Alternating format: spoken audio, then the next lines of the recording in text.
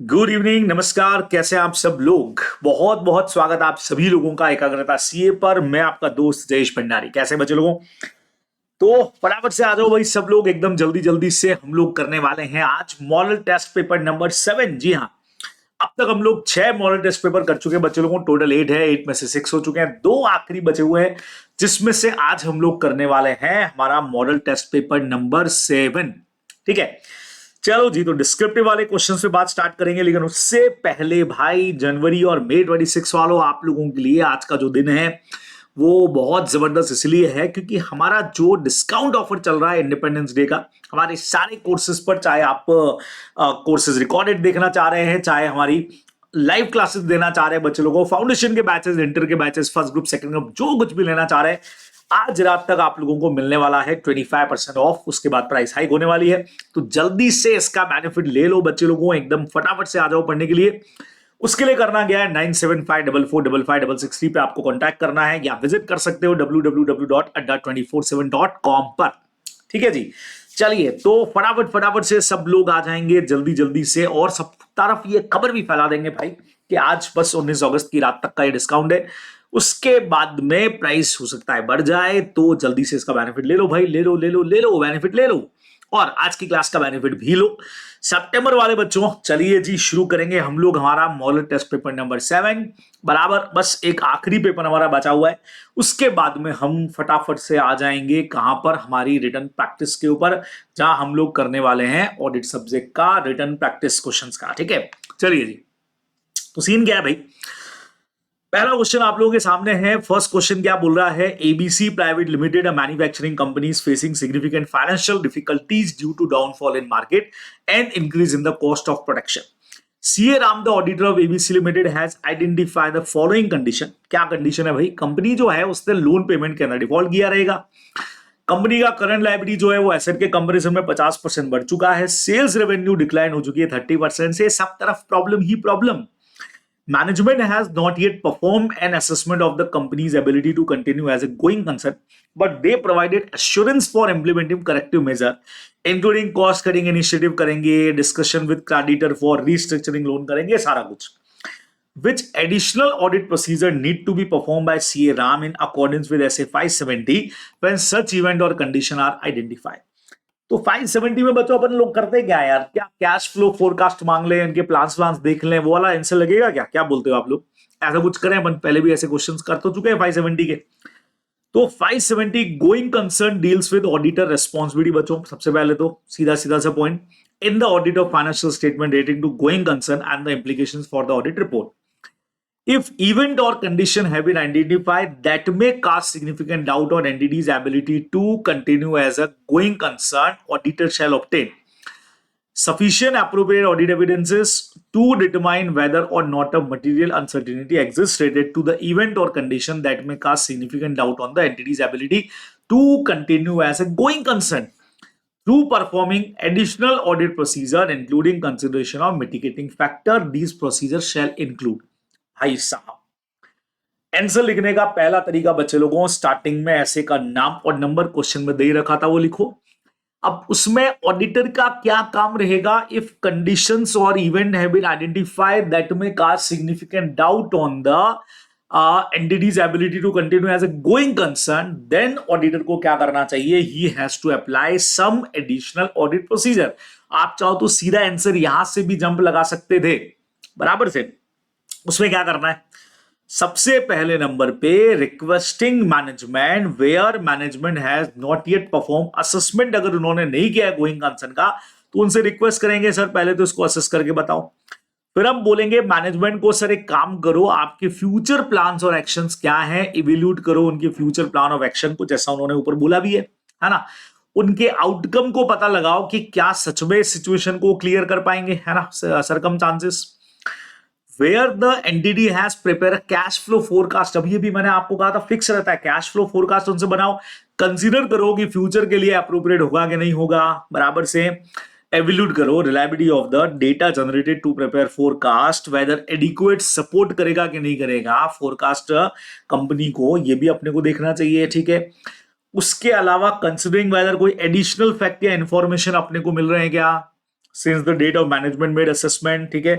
फिर हमेशा की तरह मैनेजमेंट को उस पर एक रिटर्न रिप्रेजेंटेशन देने के लिए जरूर बोलो, और जरूरत लगे तो टीसीडब्ल्यूजी वगैरह से आप बिल्कुल क्या कर सकते हैं बच्चे लोगों, प्लान डिस्कस कर सकते हैं।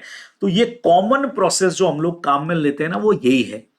जहां डाउट लग रहा है वहां पे एडिशनल प्रोसीजर अपने को लगाने पड़ेंगे, है ना। उसमें सबसे पहला पॉइंट यही होता है बच्चे लोगों की, जो उनका कैश फोरकास्ट है वो अपने को चेक करना चाहिए। कैश फ्लो का जो फोरकास्ट है वो हमेशा चेक करो, ठीक है। उनके जो फ्यूचर प्लान्स हैं उनका अवेलेबिलिटी चेक कर लो। अदर डेटा और इंफॉर्मेशन अगर कोई अवेलेबल हो रही है तो उसको भी चेक कर लेना चाहिए। मेनली ये पॉइंट है बच्चों, और मैनेजमेंट से भी अपने को एक रिटर्न रिप्रेजेंटेशन ले लेना चाहिए इस बारे में। मेन पॉइंटर्स आप लोगों के लिए ये है, जो आसपास मैटर लिखने के बाद आप इन मेन पॉइंटर्स को अपने आंसर में इंक्लूड करने वाले हो बच्चों, ये अपने को मेनली ध्यान में रखना चाहिए, ठीक है, बराबर। तो फर्स्ट क्वेश्चन बहुत आराम से हो जाएगा, सिंपल क्वेश्चन है। नंबर सेकंड देखा जाए तो CA Rishi is appointed as an auditor of AIR limited for the financial year ending on March 31st 24। During the audit, you observed that the company's books of accounts reflect a significant number of trade payable and receivable as on the balance sheet date. ठीक है। To verify the accuracy of trade receivables, CA Rishi decided to send confirmation request। क्या बात है, ऐसे 505 लग रहा है बच्चों, ये तो क्या बोलते हो। To some trade receivable, management request करता है to permit him to send these confirmation request to the selected parties, मना कर देता है मैनेजमेंट, ठीक है। How should the auditor proceed in the given situation. अब ऐसे 505 कहता है यार, मैनेजमेंट अगर मना कर रहा है तो आप रीजनेबलनेस चेक करो कि मैनेजमेंट का मना करना रीजनेबल है कि नहीं है। अगर मैनेजमेंट का मना करना रीजनेबल लग रहा है तो ठीक है, अल्टरनेट ऑडिट प्रोसीजर लगाओ। नहीं लग रहा है अगर, तो मैनेजमेंट से बात करो और अल्टरनेट प्रोसीजर लगा करके चीजों को चेक करने का ट्राई करो। नहीं हो रहा है बच्चे लोगों, तो फिर तो अपने को रिपोर्ट को मॉडिफाई करना पड़ेगा 705 में। जनरली अपन इसके आंसर इस तरीके से लिखते हैं, है ना, आपको पता ही है। आओ चेक करते हैं। तो इसके आंसर में भी जैसा मैंने कहा था, स्टार्टिंग तो किधर से करनी है, ऐसे 505, ऐसे का नंबर दो, ऐसे का पूरा नाम लिख दो। If management refuses to allow the auditor to send a confirmation request, auditor shall. Management से इंक्वायरी करेंगे, रीजंस के बारे में पता करेंगे, बराबर। इवेल्यूट करेंगे implication of management refusal, auditor assessment of relevant risk material statement including risk of fraud, अगर कोई है उसका एंटी वाला एक पॉइंट आ गया। और जैसा मैंने कहा था, अल्टरनेट ऑडिट प्रोसीजर अपने को फिर काम में लेना चाहिए ताकि ऑडिट एविडेंसेस अपने को सफिशिएंट एंड अप्रोप्रिएट मिल जाए। फिर हर बार इसके 2 पॉइंट इन्होंने लिखे हैं, 260 भी हमेशा लिखा है, कम्युनिकेशन करो टीसीडब्ल्यूजी के साथ में, और 705 में मॉडिफाई करो। If auditor conclude that management refusal to allow the auditor send confirmation is unreasonable या unable to obtain evidences from alternate audit procedure, मैंने आपको कहा ही था, 2 काम करो, 260 में टीसीडब्ल्यूजी को कम्युनिकेट भी करो और ऑडिट रिपोर्ट को 705 में मॉडिफाई करो बच्चे लोगों। ये अपने को सिंपली ध्यान में रखना चाहिए। बहुत सीधा सा पॉइंट है जो आप लोग ध्यान में रखने वाले हो। बोलो क्या कहते हो, है ना, सिंपल काम है एकदम से। तो ये जब जब क्वेश्चन ये वाला पूछा गया, फिक्स आंसर बच्चों लोगों इसका है कि हमको करना क्या है कि भाई हम पहले उनका रीजनेबलनेस पता करेंगे, ठीक है। अल्टरनेट ऑडिट प्रोसीजर लगा करके सोच लेंगे क्या करना है, अगर लगा सकते हैं तो ठीक है, नहीं तो 260 में कम्युनिकेट करो टीसीडब्ल्यूजी को और 705 में मॉडिफाई कर दो, रिपोर्ट को सीधा सीधा सा आंसर बनने वाला है। चलिए थर्ड की तरफ बढ़ते हैं बच्चे लोगों। तीसरा क्वेश्चन क्या कहता है भाई, CA Tanuj, auditor of Kiran Limited, completed the audit work and issued the audit report on 18th August 24 for the financial year ended on 31st March 24. During the final assembling of audit file, he discarded some supporting schedule as some were outdated and uncorrected, cross-referring errors of working paper. No new audit conclusion were drawn and the final audit file was assembled. उसने किया 10 अक्टूबर को। अच्छा बच्चों, कल ही पढ़ा था 60 days वाला। Audit खत्म कब किया बच्चों, इशू किया 18 अगस्त को। अगस्त के बाद में सितंबर अक्टूबर, ठीक है, नहीं तो कर दिया, सही है। ऑडिट रिपोर्ट 18 अगस्त को की है, उसके 60 दिनों में होना चाहिए, तो 18 अगस्त है ना, तो 18 सितंबर 18 अक्टूबर माने तो ठीक ही है, डेट वेट तो ठीक लग रही है। On the basis of standard auditing regarding audit documentation, comment on the action taken by Tanuj. तो ये तो कल वाला क्वेश्चन भी था, कल के मॉडल टेस्ट पेपर में भी, मतलब इससे मिलता जुलता क्या चीजें नई ऐड होनी चाहिए, क्या नहीं होनी चाहिए। आई थिंक उससे रिलेटेड क्वेश्चन तो नहीं। आओ देखते हैं बच्चे लोगों। 230 अगेन ऐसे का नाम आ गया, ऐसे का नाम आ गया और नंबर और नाम आ गया बच्चे लोगों। रूल क्या है भाई साहब, क्या बार बार आ रहे हो भाई? appropriate time limit within which to complete the assembling of final audit file ordinarily बच्चों not more than 60 days after the date of auditor report, मैंने आपको कहा था, है ना? The completion of assembling of final audit file after the date of audit report is an administrative process that does not involve the performance of new audit procedure. समझ रहे हैं भाई? ऑडिट रिपोर्ट देने के बाद जब हम असेंबल करेंगे तो ये नया ऑडिट प्रोसीजर लगाने का, नया कंक्लूजन का तो कोई फायदा ही नहीं है, कोई मतलब ही नहीं है, काहे को करना है? चेंजेस में however made in the audit documentation during the final assembling process, अगर एडमिनिस्ट्रेटिव नेचर के तो अपन कर सकते हैं। आपको याद हो तो पूरी लिस्ट अपन ने पढ़ी थी, डिस्कार्ड करना वगैरह हो गया, सारी चीजों को हमने चेकलिस्ट जो बनाई थी उसको फाइनल असेंबलिंग करना वगैरह, वो सब काम अपन करते हैं। After assembling of final audit file has been completed, the auditor shall not delete or discard documentation of any nature before the end of retention period, जो हमारा 7 साल का होता है, उसके पहले आप लोगों को इसको डिस्कार्ड नहीं करना चाहिए। गिवन सिचुएशन में ऑडिट रिपोर्ट 18 अगस्त को उसने बना दिया है और he discarded some supporting schedule and corrected cross reference error और working paper during the final assembling of audit file on 10 October which is under, time limit तो आपका 60 डेज के अंदर अंदर ही है, ठीक है? तो नो न्यू ऑडिट कंक्लूजन वो उसको नहीं करना चाहिए। CA Tanuj can make set changes to the documentation during the final assembling process, वो आप कर सकते हो। ओवरलैपिंग वाले वगैरह जो होते हैं वो अपन डिस्कार्ड करते हैं, हटाते हैं, वो सब ठीक है। और किया भी उसने टाइम लिमिट के अंदर ही है, 10 अक्टूबर को किया, तो विद इन 60 डेज आ रहा है कि अपने को बच्चों ध्यान बनाना है। तो बढ़िया सा क्वेश्चन यार, एकदम शानदार वाला क्वेश्चन है, बढ़िया सा आंसर आप लोग दे सकते हैं, इसमें कोई टेंशन है नहीं, है ना?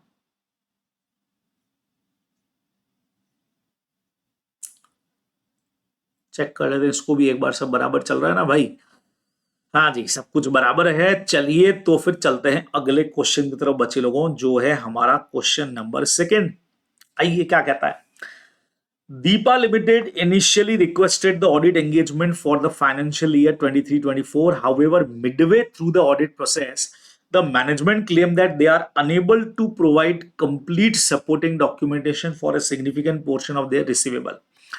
As a result, management asked the auditor to change the audit engagement to review engagement में change कर लो, arguing that it would prevent the issuance of qualified opinion.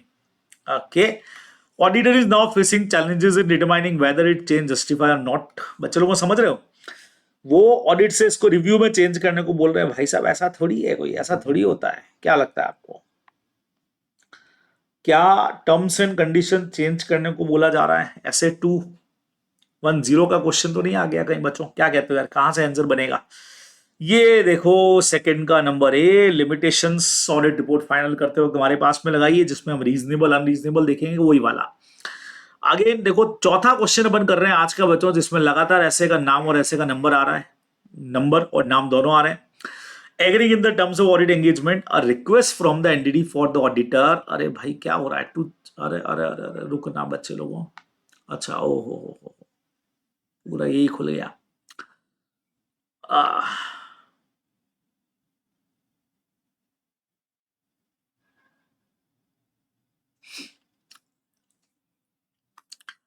As per SA 230, agreeing in the terms of audit engagement, a request from the entity for the auditor आ रहा है। ये आज क्या बात है भाई, काम ही नहीं करने दे रहा है क्या?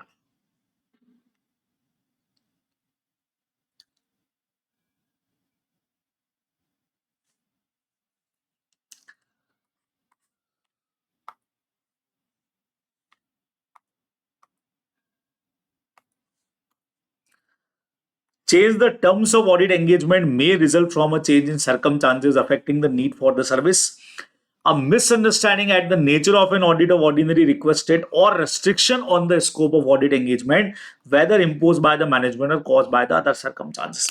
तो सिंपल कंसेप्ट क्या हुआ बच्चे लोगों, हमने यहाँ पे क्या चीज देखी है बेसिकली, यार रिक्वेस्ट आया एनडीटी की तरफ से कि भाई आप टर्म्स एंड कंडीशन को चेंज करिए सरकमस्टांसेस के हिसाब से, तो आप उसके रीजंस होते हैं, कई बार मिसअंडरस्टैंडिंग हो गई हो, या हो सकता है हमारे स्कोप को लिमिटेशन वाली बात लग रही हो। ऑडिटर यहाँ पे रिक्वेस्ट की जो भी उसका जस्टिफिकेशन है बच्चों को चेक करेगा। Change in circumstances that effect entity's request requirement or a misunderstanding concerning the nature of service originally requested may be considered reasonable basis पे हम चेक करेंगे।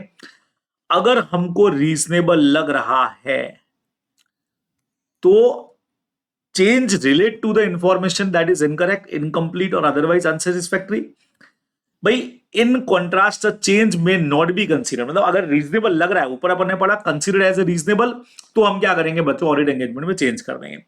लेकिन अगर हमको लगता है कि भैया अनरीजनेबल है, अनसेटिस्फैक्टरी है, example might be where auditor is unable to obtain sufficient appropriate audit evidences regarding receivable, the entity ask for audit engagement to be change the review engagement to avoid qualified या disclaimer. तो ऐसे में Deepa limited ने जो request किया है to be changed to review engagement to avoid qualified and disclaimer is not reasonable। तो अपने को करना क्या चाहिए था बच्चों लोगों को, इन्होंने ये पूछा है कि रीजनेबल है कि नहीं है। तो रीजनेबल कब होता है वो डिपेंड करेगा ऑडिटर के जजमेंट के ऊपर, है ना। अगर हमको लगता था कि सिचुएशन के अंदर कुछ चेंजेस है या मिसअंडरस्टैंडिंग्स अगर कहीं पे है, नेचर ऑफ ऑडिट को हम लोग अंडरस्टैंड नहीं कर पाए, तो हमको लिमिटेशन समझ में आते ही, रीजनेबल है समझ में आता है। लेकिन यहां they just want to avoid disclaimer opinion या एडवर्स ओपिनियन, सो उन्होंने चेंज करने को बोला है। तो साफ दिख रहा है इट इज अनरीजनेबल। तो ऐसे नंबर 210 से हमारा आंसर जाने वाला है बच्चों, ये आप लोग ध्यान में रखने वाले हो, ठीक है। नेक्स्ट पे चलें। अगला क्वेश्चन है, कारो 2020 shall apply to every company including foreign company, however it is specifically exempt certain class of companies, state which class of company are especially exempted from कारो। डायरेक्ट क्वेश्चन पूछ रहे हैं बच्चे लोगों।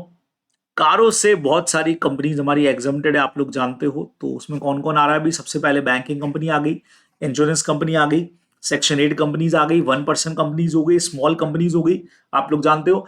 उसके अलावा प्राइवेट कंपनी जो इन कंडीशंस को पूरा करे, जो किसी की होल्डिंग या सब्सिडी नहीं है, जिसका paid up share capital not more than 100 crore है, ठीक है, और डज नॉट, जिसका बोरिंग्स जो है वो यहाँ पे बोरिंग्स का भी देखो, ये भी इसका 1 करोड़ था, ये 1 करोड़ है, और बोरिंग्स भी उसकी 1 करोड़ से ज्यादा नहीं होनी चाहिए, बराबर। ये अपने को ध्यान में रखना है किसी भी पॉइंट ऑफ टाइम पे।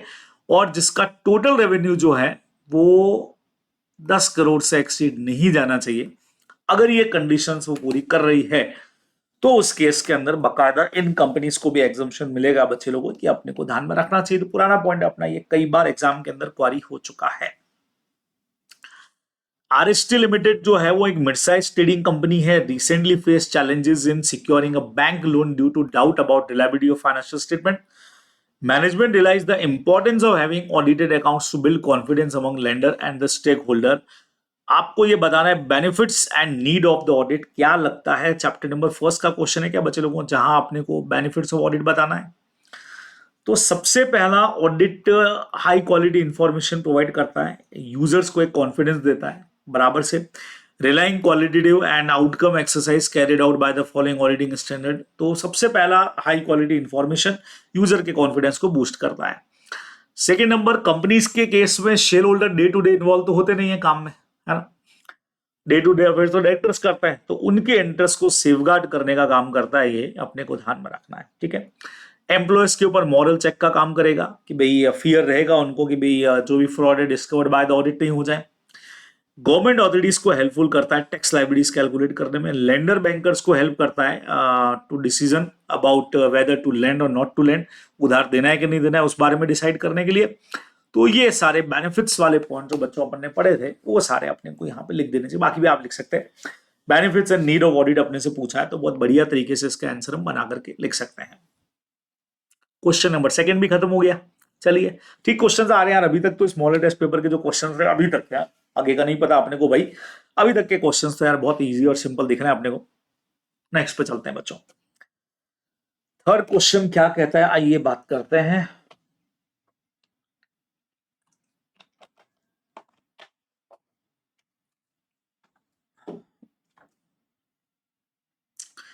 During the audit of Smile Bank, CS Sweetie focused on understanding the risk management process to the bank. She reviewed how management developed, control and use performance indicator to monitor key business and financial risk. CS Sweetie also assessed whether the risk management system effectively identified and mitigated risk is required areas. How should CS Sweetie evaluate the adequacy of the bank risk management control? भाई साहब बच्चों सुनना। During the audit of Smile Bank, CS Sweetie focused on understanding the risk management process of the bank, reviewed how management developed, control and used performance indicator to monitor key business and financial risk. Also assess whether the risk management system effectively identify mitigate हो रहा है कि नहीं हो रहा है, ये आपने से पूछा है बच्चों। तो बैंक से रिलेटेड हमारा क्वेश्चन हो गया।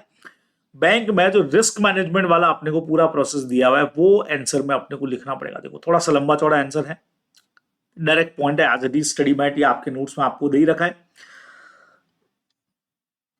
तो पॉइंट है understanding the risk management process. ये देखिएगा, management develop control and uses performance indicator to aid managing key business and financial risk. Effective risk management system in a bank generally requires the following. अब बच्चों समझना इन सारे points को। सबसे पहला point आया oversight and involvement in the control process by TCWG. Those charged with governance या board of directors या MD या promoters should approve written risk management policy. The policy should be consistent होनी चाहिए bank business objective strategy के हिसाब से, capital strength, management expertise, regulatory requirement and the types and amount of risk regard applicable. एक paragraph के अंदर ही बच्चे लोगों, एग्जाम पर्पज से अगर मैं आपको ये बताऊं कि हाउ टू राइट आंसर यार, तो आप इसके अंदर बहुत सारी चीजें लिख सकते हैं। देखो सबसे पहला, Those charged with governance, जो भी आप करेंगे, shall approve the written risk management policy. बराबर। अब these policies are rated with consistent with the, क्या होनी चाहिए? पहला पॉइंट आया बैंक और बैंक के objectives and strategies, capital strength के बारे में, मैनेजमेंट के एक्सपर्टाइज के बारे में, रेगुलेटरी एंड लीगल रिक्वायरमेंट्स के बारे में, type of amount of risk के बारे में, इन सबसे रिलेटेड पॉलिसीज अपने को बनानी है। तो वो चीज अपने को पहले पॉइंट में लिखनी है। सेकेंड नंबर, आइडेंटिफाई करना, मेजर करना और इसको मॉनिटर करना। Risk that could significantly implement the achievement of bank goal should be identify होनी चाहिए, मेजर होनी चाहिए और मॉनिटर होनी चाहिए against pre approve limits and criteria. Control activities क्या है? Bank should have appropriate control, risk को मिटिगेट करना, जिसमें अपन ने कहा था फ्रंट और बैक ऑफिस की ड्यूटीज का सेग्रेशन कर देना चाहिए। ठीक है, रिपोर्टिंग पोजीशंस अलग करो, verification and approval of the transaction करो, रिकंसिलेशन बनाना चाहिए, सेटिंग ऑफ लिमिट बनाओ, approving, reporting and approval of exceptions, physical security and contingency planning. ये सारी चीजें कंट्रोल एक्टिविटीज इंक्लूड करनी पड़ेंगी बच्चों, अपने को ध्यान में रखना है। फिर मॉनिटरिंग एक्टिविटीज में क्या आएगा? रिस्क मैनेजमेंट मॉडल हो गया, methodology and assumption used to measure and mitigate risk should be regularly assess और अपडेट होनी चाहिए। This function may be conducted by independent risk management unit, अलग से बनाई जाए, जो इन पॉलिसीज को टाइम टू टाइम पे अपडेट करती रहे, मॉनिटर करती रहे बच्चों, जरूरी है। अच्छा, इंफॉर्मेशन सिस्टम भी रिलायबल होना चाहिए। Bank require reliable information system जो प्रोवाइड करे एडिक्वेट फाइनेंशियल, ऑपरेशनल और compliance information on a timely and consistent basis. Those charged with governance and management require risk management information that is easily हम लोग understood कर सके और bank का risk profile जो है एक्सेस कर सके उसको टाइमिंग के हिसाब से, changing nature of the bank risk profile. तो डायरेक्ट क्वेश्चन है रिस्क मैनेजमेंट को कैसे अंडरस्टूड करना है, उसके बारे में कुछ चीजें आपको ऑलरेडी दे रखी होती है ना। इससे पहले नंबर पे आया कि भाई मैनेजमेंट का इन्वॉल्वमेंट कितना है, सेकंड नंबर पे आइडेंटिफाई, मेजर और मॉनिटर कैसे करते हो रिस्क को, फिर कंट्रोल एक्टिविटीज जिसमें सेग्रेशन ऑफ ड्यूटीज वगैरह अपने को इंक्लूड करना पड़ेगा, फिर वापस से मॉनिटर करना पड़ेगा, और देन एक इंफॉर्मेशन सिस्टम अपना रिलायबल होना चाहिए, चाहे इंफॉर्मेशन फाइनेंशियल हो, ऑपरेशनल हो, एडिक्वेटली अपने पास में आ जाए। ये चीज अपने को करनी पड़ेगी बच्चों आंसर में। तो ये सारे पॉइंट लिखने हैं। चलिए जी नेक्स्ट पे चलते हैं। Aman Cooperative Society appointed Fab and Associates as an auditor for the financial year 23-24. Okay. During the audit, the auditor noted the following detail. Number of shares बच्चों, net profit before compulsory transfer to reserve fund 10,000 का है। Okay, 1000 share at the rate of 10 each पे। After completion transfer to reserve fund 8000 है बच्चों। Mr. Dhari, member of society, hold 200 share amounting to 2000 from the previous year. Okay. Cooperative society का question आ गया ये तो। Upon verification of society borrowings, the auditor found that cooperative society has accepted a loan from Mr. Shivam, a non-member. The auditor did not find any restriction regarding this in the society's bylaws. Comment करके बताइए societies act पे बच्चों permissible है नहीं है, क्या scene है। तो मेरे साथ आप आंसर देखिएगा। सिंपल, चैप्टर नंबर 9 का क्वेश्चन है। सबसे पहला, restriction on share holding. According to the section 5 of central act, in case of society where liability of member of the society is limited, no member of society other than a registered society can hold such portion of the share capital of the society exceed maximum 20% of the total number of share और value of share holding exceed 1000। ये बच्चों बाकायदा restriction है। तो answer देखो, इन the given question धैर्य member of society के बाद 200 शेयर है और 2000 का अमाउंट हो रहा है प्रीवियस ईयर के अंदर। हमने कहा था 1000 से ऊपर नहीं होना चाहिए था, लेकिन in view of the above mention restriction or share holding by member, mister Dhairya is allowed to hold a maximum 100 share of the act, है ना भाई। 100 रुपए का एक शेयर, 10 रुपए का एक शेयर है तो आप ज्यादा से ज्यादा 100 शेयर मेंटेन करके रख सकते हो, उससे ज्यादा की परमिशन यहां पे नहीं है, ये अपने को पता है। 100 रुपए का 10 रुपए का एक शेयर है, ठीक है। तो बच्चे लोगों को अपन ने पढ़ा हुआ है यार, 1000 से ज्यादा तो अलाउड ही नहीं है, मतलब 1000 रुपए से ज्यादा। तो 100 share at the rate of 10 ही आप होल्ड करके रख सकते हो, उतना ये अपने को ध्यान में रखना चाहिए, ठीक है। तो अमाउंट 2000 नहीं। और सेकंड पार्ट जो पूछा गया बच्चों, उसका आंसर ऊपर देखो, पहले ये चेक कर रहे हैं। सेक्शन 30 सेंट्रल एक्ट कहता है, according to the section registered society shall accept loan or deposit from the person who are not members subject to restriction and limit of the bylaws of the society. Auditor will have to examine, bylaws हमको देखने पड़ेंगे उसमें permission है कि नहीं है। तो इस क्वेश्चन में society accepted loan from mister Shivam non member since they are no restriction regarding, loan कोई रेस्ट्रिक्शन नहीं है तो बिल्कुल उससे लोन लेना परमिसिबल है। मींस अगर सोसाइटी रेस्ट्रिक्शन लगाना चाह रही है तो लगा सकती है, मना नहीं है, लेकिन वो रेस्ट्रिक्शन लगाएगी अपने जो भी internal rules and regulation bylaws के हिसाब से, उसमें मना नहीं है तो कंपनी ले सकता है, सॉरी कोऑपरेटिव सोसाइटी लोन ले सकती है बच्चों, की अपने को ध्यान में रखना है। In establishing the strategy, the auditor shall, among other consideration, ascertain the entity of resources necessary to perform the engagement. Explain those consideration in detail.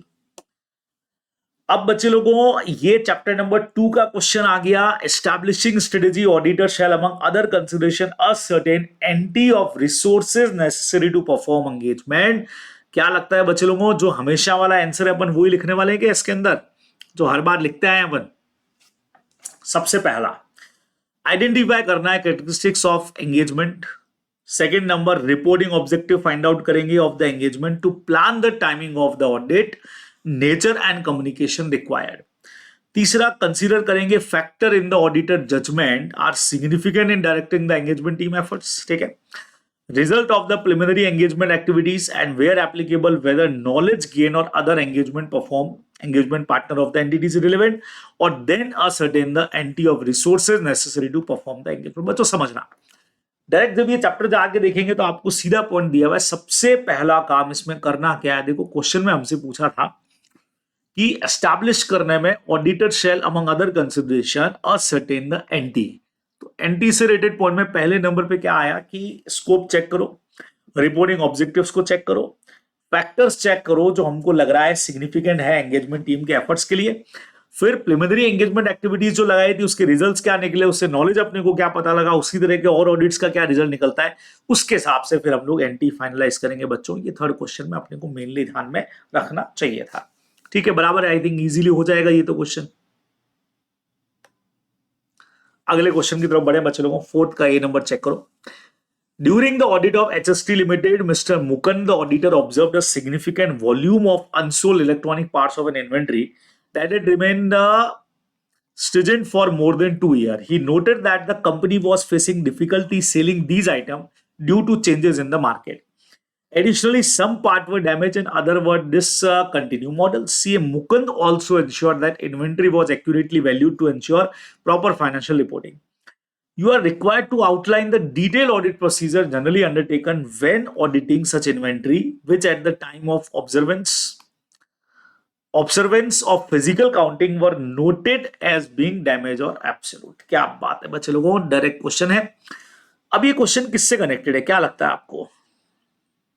ये देखिए, वैसे तो हम कह सकते हैं सर इन्वेंट्री ऐसे 501 के अंदर कवर होती है, ठीक है, और वैसे हमारा चैप्टर नंबर 5 भी इसके बारे में बात करता है। Following up the items are obsolete, damage and slow moving, ascertain the possible realizable value of item, carefully examine the valuation of obsolete and damaged inventory, for the purpose request the client to provide inventory aging split हमको provide करे, and follow up any inventory which at the time of observance of physical counting were noted on being damaged or absolute। अब करना क्या चाहिए बच्चों, compare करो recorded cost with replacement cost, vendor price list to determine the recorded cost less than the current price, inventory का turnover ratio check करना चाहिए, obsolete inventory may be revealed, ratio अगर बहुत लोअर है तो पता लगेगा, मैन्युफैक्चरिंग एनवायरनमेंट में test overhead allocation rate and ensure करो कि लेबर मटेरियल ओवरहेड का प्रॉपर इंक्लूजन उसके अंदर हो गया है। चैप्टर 5 में आपको डायरेक्टली दे रखा है। और वेरीफाई करो कि हमने कॉस्ट और NRB which ever is less वाला जो हमारा प्रिंसिपल है यस का उसको फॉलो किया है कि नहीं किया है, ये चीजें अपने को देखनी पड़ेगी। तो चैप्टर नंबर 5 में आप लोग देखोगे तो पूरा का पूरा पॉइंट अपने को एज इट इज मिल जाएगा। The engagement partner of auditor is explaining to his audit team undergoing practical training in the relationship between strategy and audit plan। क्या बात है, तो एक्सप्लेन करके बताओ उनको स्ट्रेटेजी। बच्चों डिस्क्रीट फेज वाला अपना क्वेश्चन है क्या, ये क्या बोलते हो? स्ट्रेटेजी में और ऑडिट प्लान में रिलेशन क्या है? तो अपने को पता है ऑडिट स्ट्रेटेजी जो है वो एक ब्रॉड ओवरऑल अप्रोच देती है ऑडिट की, जबकि ऑडिट प्लान उसके वेरियस मैटर को आइडेंटिफाई करता है, किस तरीके से अपने को अप्लाई करना है उसको एड्रेस करता है। ऑडिट स्ट्रेटेजी हमेशा स्कोप, टाइमिंग एंड डायरेक्शन बताता है एसटीडी, जबकि वो एनटी बताता है अपने को। Audit plan describe the strategy is going to be implemented, strategy कैसे इंप्लीमेंट करनी है वो सब अपने को प्लान बताता है। अपन पहले भी कर चुके हैं क्वेश्चन। ऑडिट प्लान ज्यादा डिटेल होता है ऑडिट स्ट्रेटेजी के कंपैरिजन में, जिसमें हम एनटी शामिल करते हैं, अभी आई गया था। Planning for those audit procedure take place over the course of the audit plan of the engagement develops. भाई प्लानिंग जब अपन करेंगे ना प्रोसीजर की, तो अपने को पता रहेगा कि भाई किस तरीके से डेवलपमेंट चलेगा, किस तरह से ऑडिट एंगेजमेंट कंप्लीट होगी।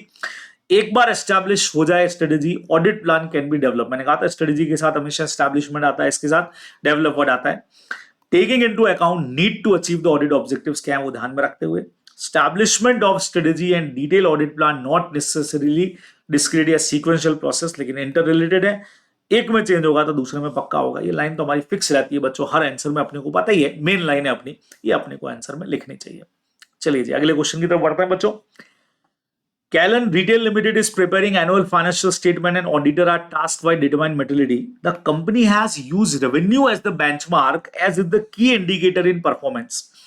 However, Callan Retail has recently opened a new store and closed underperforming ones, which could significantly affect revenue and profitability. As per given case, कौन से फैक्टर ऑडिटर को ध्यान में रखने चाहिए जो मोस्ट अप्रोप्रिएट है जब वो बेंचमार्क डिसाइड करता है ना? तो ऑडिट प्लानिंग में अपन बेंचमार्क की बात करते हैं बच्चे लोगों, खास करके चैप्टर 3 में जब मटेरियलिटी का हमारा कंसेप्ट आता है तो ये पॉइंट बहुत इंपॉर्टेंट रहता है। तो मटेरियलिटी में जब बेंचमार्क अपन चूज करते हैं तो उसमें क्या क्या चीजें ध्यान में रखनी चाहिए बच्चे लोगों? सबसे पहला element of the financial statement क्या है? Asset, liabilities, equity, revenue, expenses, ये सारे। Whether there are items which the user का अटेंशन किस पे ज्यादा है बच्चे लोगों, अपने को ध्यान में रखना है। अगर यूजर का फोकस जो है मतलब for the purpose of evaluating financial performance अगर है, तो यूजर में tend to focus on profit और रेवेन्यू और नेट एसेट। भाई आपका फोकस कहाँ है? यूजर अगर हमारा जैसे शेयर होल्डर टाइप का अगर कोई पर्सन है तो वो प्रॉफिट, रेवेन्यू और नेट एसेट देखना पसंद करेगा। बोरोवर अगर है, मतलब सॉरी बच्चों, लेंडर अगर है, उस पॉइंट ऑफ व्यू से देख रहे हैं हमारा यूजर, तो वो कंपनी के एसेट का स्ट्रेंथ देखेगा, है ना। Nature of entity, where the entity has a life cycle and the industry and economic environment in which the entity operate. तो ओनरशिप स्ट्रक्चर देखा जाएगा। भाई फाइनेंशियल पैसा डेब्ट से आ रहा है कि इक्विटी से आ रहा है? यूजर में put more emphasis on asset and claim of them, कितना पैसा आपका एसेट से निकल के आ रहा है, एसेट कितनी है, ताकि उसका पैसा सिक्योर रहे। फिर बच्चों वॉलेटिलिटी भी चेक करते हैं, कितना चेंजेस हो रहा है आपके बेंचमार्क में, ज्यादा चेंजेस होता दिख रहा है तो उस हिसाब से फिर दूसरे को आप बेंचमार्क बनाना चाहिए। ये चीजें अपन चेक करेंगे। तो ये अपना 4th क्वेश्चन है बच्चों को, बढ़िया क्वेश्चन है। चलिए जी आखिरी 2 क्वेश्चन बच्चों, 5th पे हम लोग पहुंच गए एकदम फटाफट से।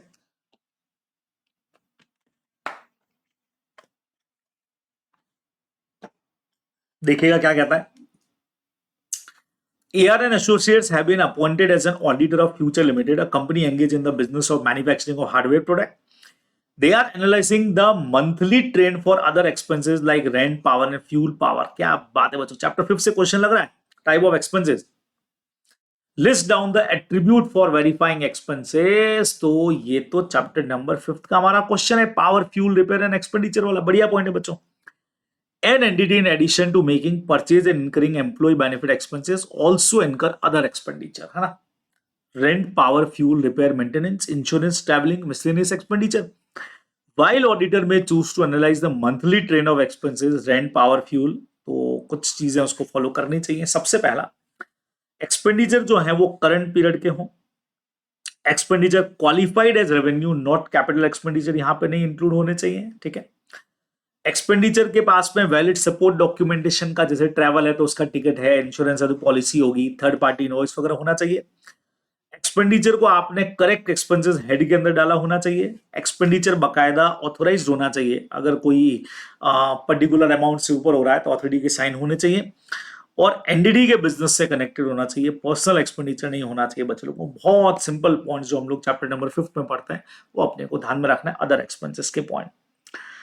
CA Kavita, auditor of healthy limited, while assessing potential risk or material misstatement related to litigation of healthy limited. क्या बात है, ऐसे 501 तो नहीं लग रहा है बच्चे लोगों। Litigation, identify a possible legal claim that could affect the financial statement. She sent a general inquiry letter to the company's external legal counsel. क्या बात है। मोहित and company seeking clarification. Mohit and company informed that their professional rules prohibited them from responding to those general inquiry. CA Kavita को add करो भाई, other options उनके पास में क्या available है नेसेसरी इंफॉर्मेशन लेने के, ठीक है। तो जो एक्सटर्नल लीगल काउंसिल है उन्होंने मना कर दिया रेस्पॉन्ड करने से, उनके भी कोड ऑफ एथिक्स हैं, तो वो सीक्रेसी तो कॉन्फिडेंशियलिटी तो वो भी मेंटेन करेंगे। तो अल्टरनेटिवली हमको क्या करना चाहिए भाई, देखो इतना बड़ा पॉइंट हमारे पास में आया।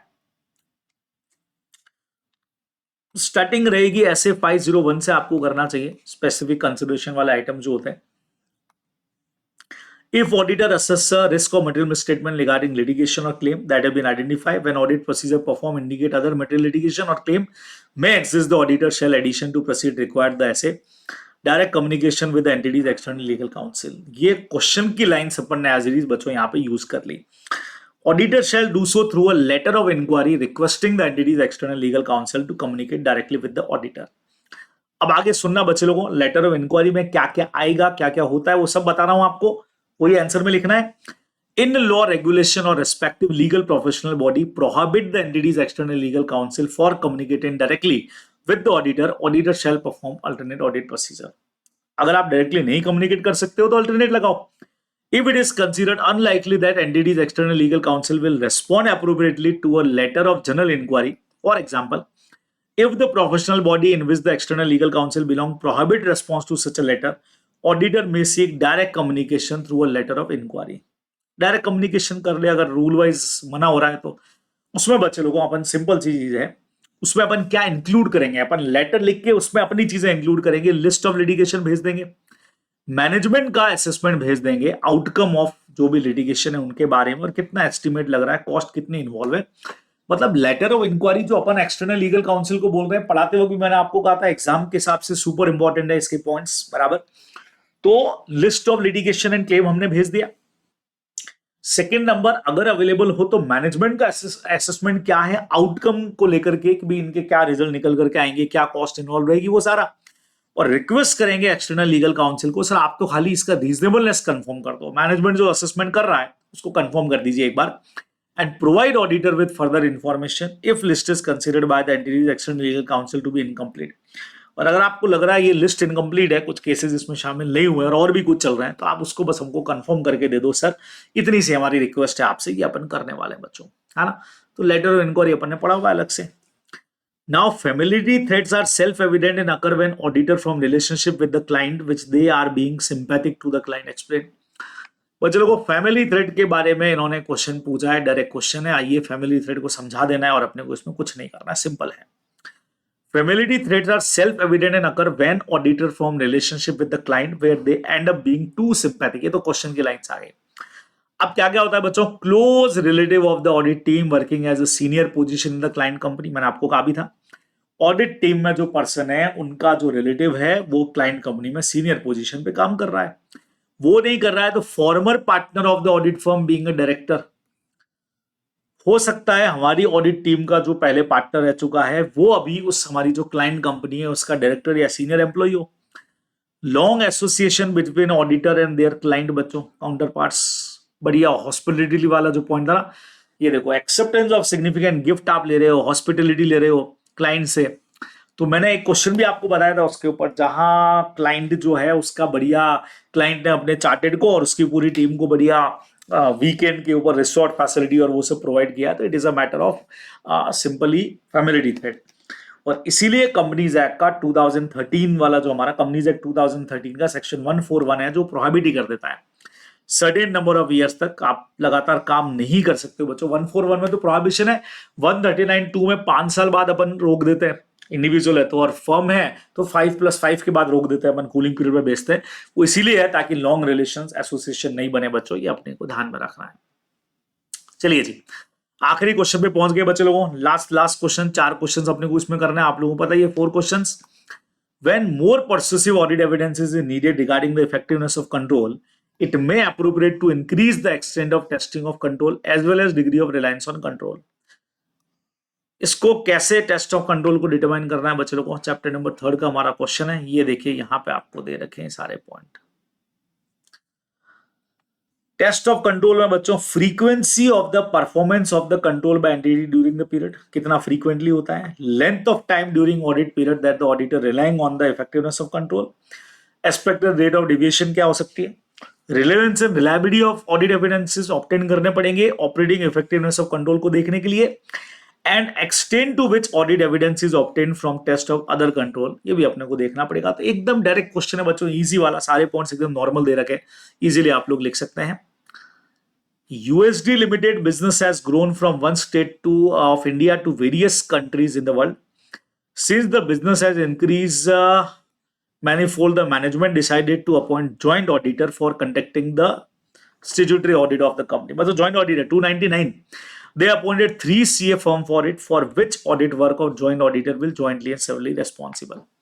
अरे ये तो वही पॉइंट हो गया कॉमन एरियाज वाला, बच्चे लोगों को कैसे डिवीजन करना है।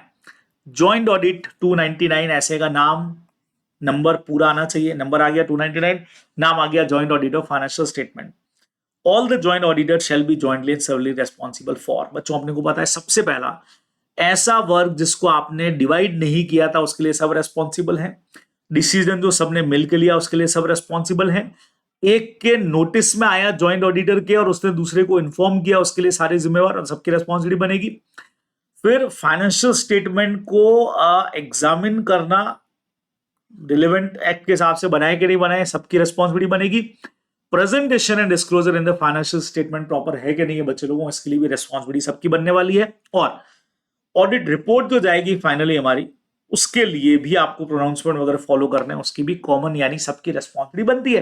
तो सिंपल आपसे पूछ ले यार वो कंडीशंस बताओ जहां पे सबका रेस्पॉन्सिबिलिटी बनने वाला है, तो अपन ने बता दिया कि जॉइंट में जनरली आपको जो काम दिया उसके लिए आप रेस्पॉन्सिबल हो, लेकिन कुछ चीजें ऐसी हैं जहां सबकी जॉइंटली एंड सेपरेट रेस्पॉन्सिबिलिटी बनती है बच्चों। बहुत सिंपल पॉइंट में पहले भी कई बार आ चुका है ना, जो काम आपने कॉमन एरिया में रखा हुआ है, जिसकी प्लानिंग सबने मिलकर की, डिसीजन मेकिंग सबने मिलकर लिया, एक के नॉलेज में आया उसने दूसरे को कम्युनिकेट कर दिया, लॉ की रिक्वायरमेंट्स पूरी है कि नहीं है, फाइनेंशियल स्टेटमेंट का प्रिपरेशन एंड प्रेजेंटेशन FRF के हिसाब से है कि नहीं है, और फाइनली ऑडिट रिपोर्ट प्रॉपर है कि नहीं है, इन सब में बच्चों सबका जॉइंट रेस्पॉन्सिबिलिटी ही बनेगा, ये अपने को ध्यान में रखना है। चलिए जी, आखिरी 2 क्वेश्चन बच्चों। Management of PQ Limited changed during the period under audit. Mr. Govind as an auditor at the time of receiving written representation on the management responsibilities from the management was in dilemma related to date of and period covered by the written representation. इसको लेके confusion में, new management was of view that they can give written representation from the date they took over and not for the period of old management were managing affairs of the company. Guide करो, चालू तो वहीं से हो जाएगा बच्चों। Management जो है under audit Govind and auditor at the time of receiving written representation, management का रेस्पॉन्सिबिलिटी बताओ। तो मैनेजमेंट चूंकि चेंज हुआ है तो वो डिलेमा में है कि भाई हमने जहां से ज्वाइन किया वहीं से आगे का देंगे या शुरू से आएगा, इसको लेके वो डाउटफुल मैटर में बच्चों। आइए इसका आंसर क्या कहता है चेक करते हैं। As per SA 580 written representation, the date of the written representation shall be near as practicable, but not after the auditor report. अपने को पता ही है, written representation shall be of all financial statement and period referred in the audit report. Clear बोल दिया। Furthermore, because auditor is concerned with event occurring between the date of audit report, जो अपन ने पढ़ा था, एंड फाइनेंशियल स्टेटमेंट, एडजस्टमेंट की demand कर सकता है या डिस्क्लोजर की डिमांड कर सकता है बच्चे को, सब्सिक्वेंट इवेंट है ना। The written representation are dated as near practicable but not after the date of auditor report, अपने को पता है। Written representation are for all period referred to the auditor report because management need to reform that written representation if previously made with respect to the prior period remain appropriate. भाई पुराने वाले में भी जो अपन ने किया पुराने मैनेजमेंट को वो भी रहेगा तो अप्रोप्रिएट ही. अब सिचुएशन में arise where current management were not present during the all period referred to the auditor report. पे पूरे साल तो हम ही नहीं, हम तो बीच में आए.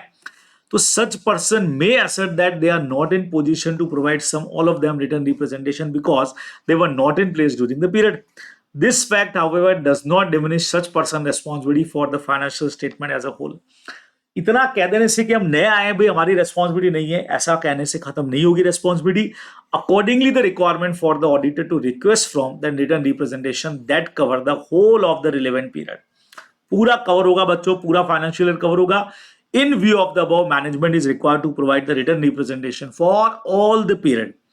भले ही करंट मैनेजमेंट उस वक्त में अवेलेबल नहीं था बच्चों, कई बार during the year management change हो गया तो भी आपका रेस्पॉन्सिबिलिटी तो बनेगा. जो पुराना मैनेजमेंट करके गया उसके लिए उसी को तो कंटिन्यू करना है. ये अपने को ध्यान में रखना चाहिए. चलिए बच्चों लोगों एकदम आखिरी क्वेश्चन पे पहुंच गए भाई. देखें क्वेश्चन क्या कहता है, एकदम लास्ट क्वेश्चन है.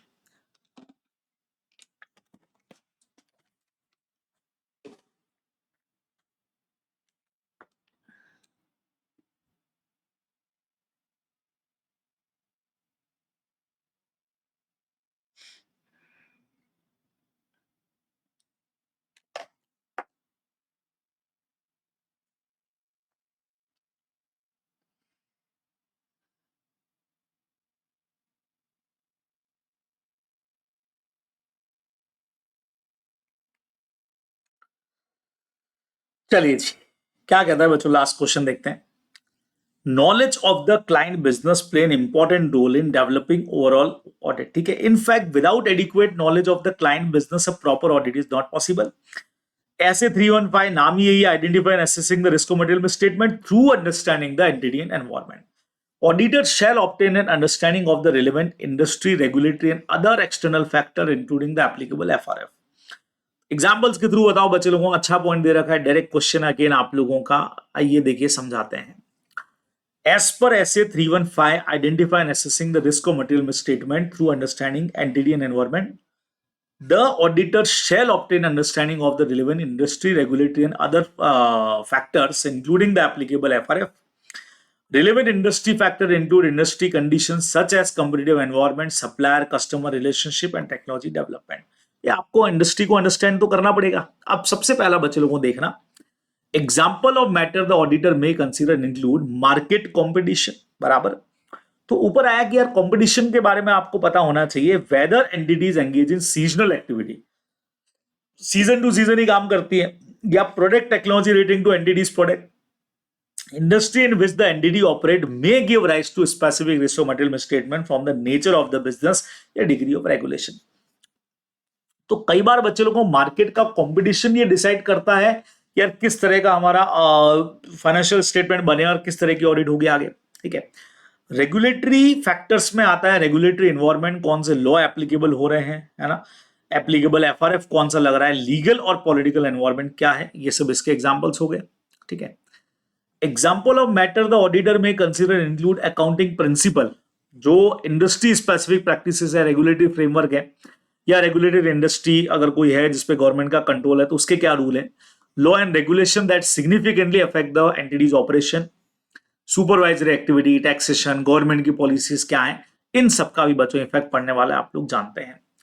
अदर एक्सटर्नल फैक्टर जो इफेक्ट कर सकते हैं उसमें इकोनॉमिक कंडीशन जो जनरल चलती है, इंटरेस्ट रेट्स मार्केट में क्या है, फाइनेंस की अवेलेबिलिटी कितनी है, इन्फ्लेशन रेट क्या है. तो ये सब वो फैक्टर हैं जो इंडस्ट्री को इंपैक्ट करेंगे. क्वेश्चन क्या पूछा था बच्चों, देखो इन्होंने क्वेश्चन में पूछा था कि यार आप लोग को बताना है auditor shall obtain understanding of the relevant industry, regulatory and external factor अपने को पूछा था. तो इंडस्ट्री के फैक्टर अपन ने बता दिए, रेगुलेटरी फैक्टर्स अपन ने बता दिए. ठीक है. और अदर एक्सटर्नल फैक्टर का अपने आगे कि इकोनॉमिक कंडीशन, इंटरेस्ट रेट क्या, इन्फ्लेशन रेट क्या चल रही है, फाइनेंस कितना अवेलेबल है, ये सारे पॉइंट्स अपने को आंसर में लिखने चाहिए थे. ठीक है बच्चे लोगों. तो यहां आकर के यार मॉडल टेस्ट पेपर नंबर 7 अपना खत्म हो जाएगा. एक आखिरी मॉडल टेस्ट पेपर बच्चों बचा है जो हम कल के सेशन के अंदर कंप्लीट करेंगे. उसके बाद कुछ दिनों तक हम करने वाले हैं ऑडिट सब्जेक्ट का हमारा रिटन प्रैक्टिस. ठीक है. तो प्लान कुछ ऐसा ही है कि भाई आज हम लोगों ने ये खत्म कर लिया, कल में अपना ये हो जाएगा।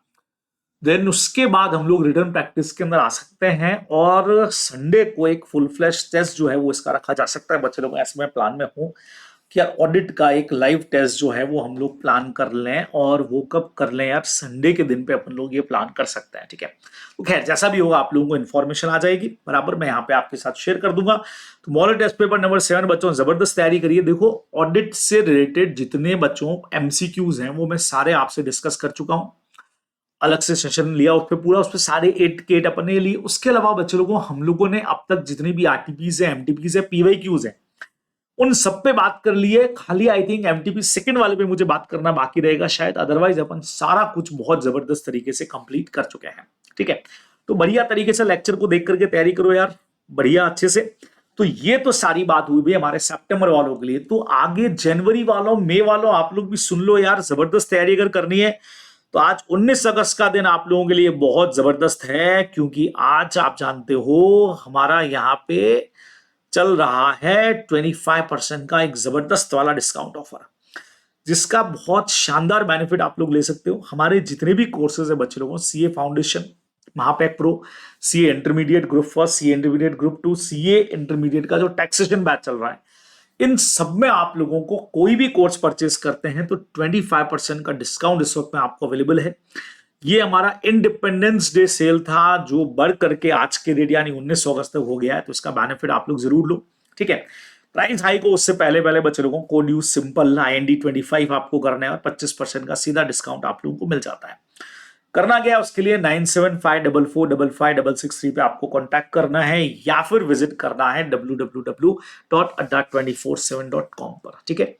रिकॉर्डेड क्लासेस, लाइव क्लासेस जो हमारी सेकंड ग्रुप की चल रही है, फाउंडेशन की जो हमारी 5 सितंबर से क्लासेस स्टार्ट है बच्चों, जो भी आप जिस कोर्स पे भी हैं और जो लेना चाह रहे हैं, बहुत प्रॉपर तरीके से आप लोग इसको लेकर के हमारे साथ में शानदार तैयारी बच्चों कर सकते हैं, ठीक है। चलिए जी, तो ये सारा हमारा काम था, इसी के साथ आज का सेशन एंड करते हैं बच्चे लोगों। कल आप लोगों से फिर मुलाकात होती है, तब तक के लिए बाय बाय बच्चों, टेक केयर।